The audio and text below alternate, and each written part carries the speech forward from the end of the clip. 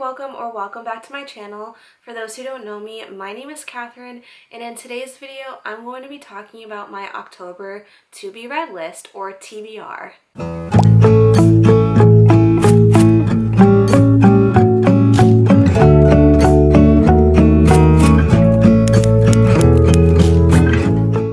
I can't believe October is already upon us. I feel like the year just started like a week ago, but here we are. And I'm going to be talking about the books that I hope to get to in the month of October, so let's just get into it. Just to preface though, I do have a goal for myself to read one classic and one nonfiction per month, so let's talk about those first. So the first book that I have here as my classic is Jane Eyre by Charlotte Bronte. I've never read any of the Bronte sisters' books, so this should be really interesting to get into. As you can tell, it's kind of a chunker. I mean, it is like a mass market paperback edition, so it is pretty short in height, but in width, it's a chunker. So I don't know how I'm gonna like this. I've never read any of their books before, and it's also considered Victorian literature. It was written in the times of Queen Victoria, so the mid to late 1800s in England. And I'm not too sure exactly what this is about. Just from the back of it, and obviously from the title, it's about this girl named Jane Eyre, and it's like a coming of age story of a strong-willed female protagonist, and she's described as very poor and plain, and she begins her life as a lonely orphan in a house of her hateful aunt. And then it says, despite the oppression she endures at home and the later torture of boarding school, Jane manages to emerge with her spirit and integrity unbroken. She becomes a governess at Thornfield Hall, where she finds herself falling in love with her employer. Did not know that. It kind of gives me the Sound of Music type, like, feelings, if that makes sense at all. And it's a very it says it's an explosive secret. Oh wait one second, what am I even reading? It says that there's an explosive secret which tears apart their relationship of her and this employer, forcing Jane to face poverty and isolation once again. So apparently this book sounds depressing, but it's very popular and world-renowned, and I'm excited to get to this because if you didn't know, October is considered Victober, where a lot of people here on BookTube read Victorian literature in October, hence why it's called Victober.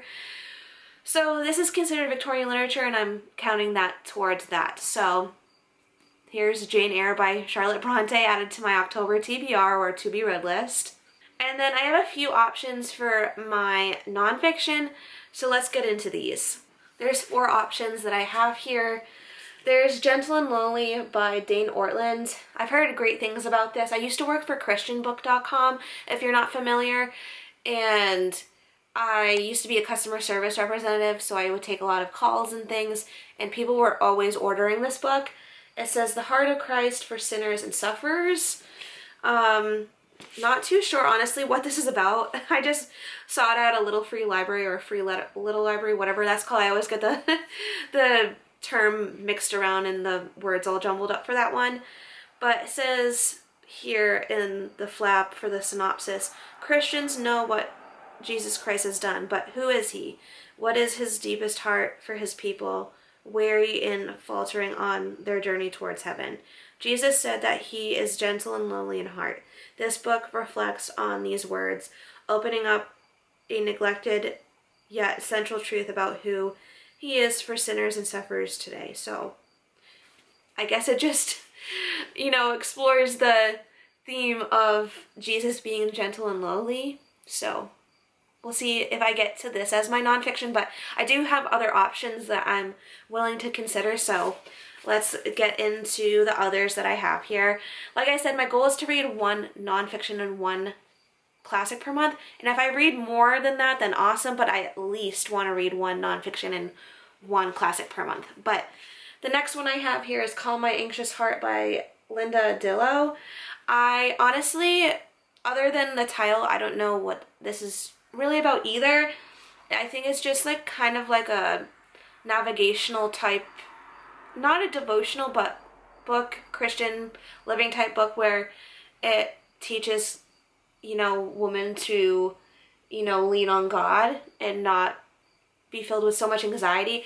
I actually started to read this back in, I think, college, which was almost 10 years ago, believe it or not. I was a part of this like Bible study where they were going through this book, but I was too busy at the time where I don't think I finished reading this, so I still have had it on my shelf since then, so hopefully I can get to this soon. And then I have here The Bait of Satan by John Bevere. I think that's how you pronounce his last name. Essentially, this, from what I've been told about this book, it basically teaches how like Satan attacks our worth as Christians, and that's basically the crux, not crux, but like I guess it's like the foundation of how Satan attacks us is through our worth and identity in Christ. And it basically goes into like how we as Christians, because Satan attacks our identity in our worth in Christ, Satan uses tactics. What am I talking about? I can't even speak right now.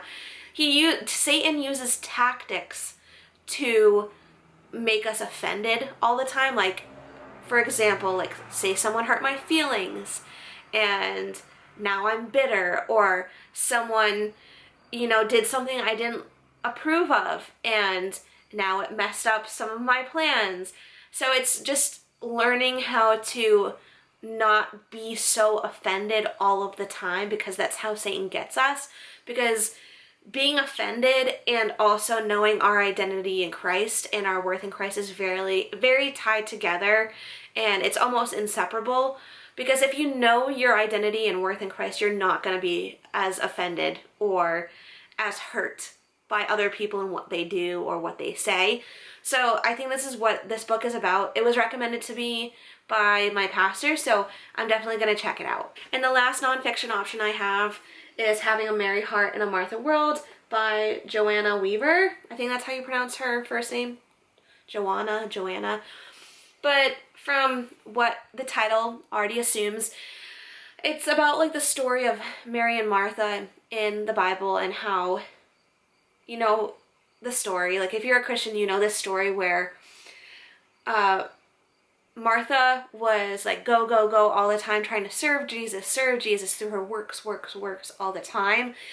And Mary just wanted to sit at the feet of Jesus and like be with him and in relationship with him. So this book basically just expands on that, and how we should be Marys in a Martha world. Like, we shouldn't be always striving to do more and be more. We should just strive to be in relationship with Jesus. So this sounds really interesting. Also recommended to me by my pastor, which is always a good thing. I really trust my pastor. Okay, so on to the books that are kind of like my free-for-all books.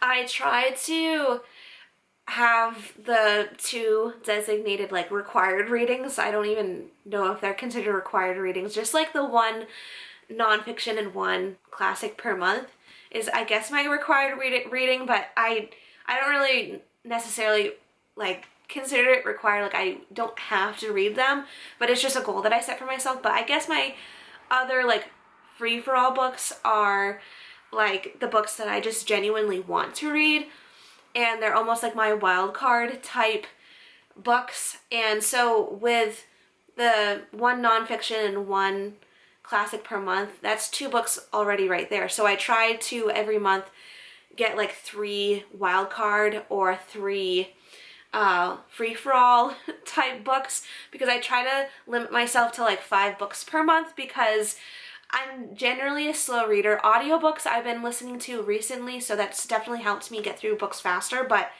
If I read more than 5 books, then I read more, but 5 is generally like the average amount of books that I read per month. So let's get into the 3 books that I have as like my free-for-all or like wild card books.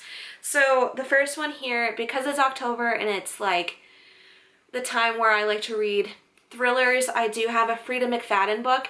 It's called The Teacher by Frida McFadden, like I just mentioned. And as you can assume, this is about a teacher and it's a thriller book, and I honestly don't know much other than that, and I don't want to know much other than that. I actually read the Housemaid trilogy earlier on this year, and I really enjoyed it. And then in September, which you'll see in my reading wrap-up of September, I read The Tenant. And both The Tenant and also The Housemaid by Frida McFadden are having movies released about them. The Teacher, unfortunately, doesn't have any movie adaptation announcements yet. Maybe they will. I don't know. Maybe they'll make movies about every Frida McFadden book. But we'll see. I really enjoy her writing. They're not like the best books I've ever read, but they are definitely engaging. Just the way she writes really grips you and keeps you enamored and keeps you wanting to read.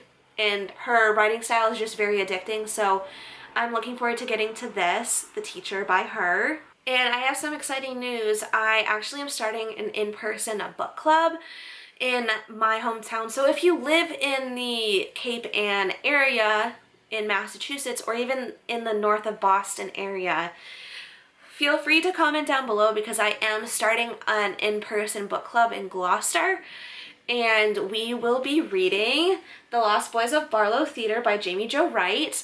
The book club that I am starting will be held on October 25th, and I plan on reading this book for that, because this is the book for that book club that I've chosen. This will be the first meeting that we'll be having, but it's a Christian book club, so we'll be reading like Christian fiction and Christian nonfiction.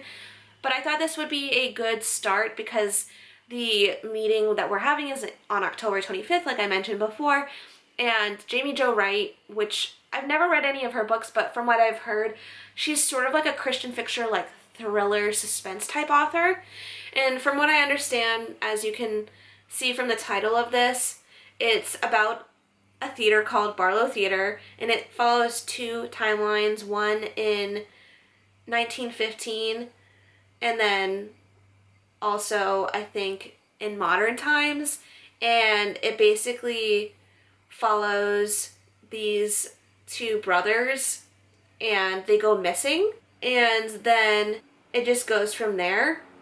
And there's, from what I've heard, like Jamie Jo Wright writes like ghost type stories, but by the end of the book you realize like they're not actually ghosts, which I honestly really appreciate, like as a Christian, that she does books like that, because there's a lot of thriller books out there that are like very blatantly demonic that do actually talk about like legitimate ghosts, which I do believe in.